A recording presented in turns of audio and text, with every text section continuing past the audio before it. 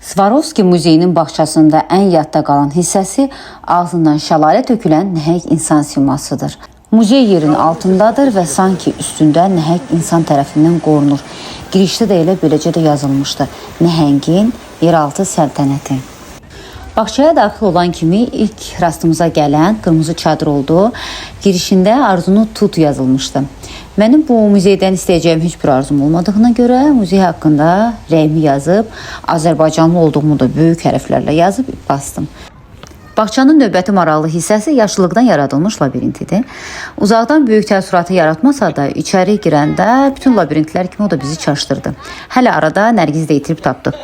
Sonra çıxışı tapıb, yaxınlıqdakı panorama ərazisinə qalxdıq və gəzdiyimiz həmin o labirintə bir də yuxarıdan baxdıq. Bağçanın növbəti maraqlı hissəsi kristal buludlardır. Buludlar Kristal Welton Muzeyinin hər tərəfindən görünür. Hazırlamasında 800 min kristal dənəcikdən istifadə olunub.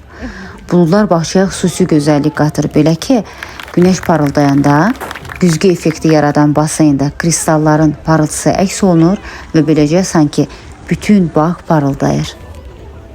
Həmin günü hava tutqunudur və yağış yağdığına görə biz bu effekti görə bilmədik. Bu il muzeyin 30 yaş tamam olduğu üçün muzeyə Çin sirki dəvət olunmuşdu və bağçanın müxtəlif köşələrində şou proqramları nümayiş olunurdu. Bizim üçün ən maraqlı və yadda qalan çıxışlardan birini sizinlə də bölüşürük.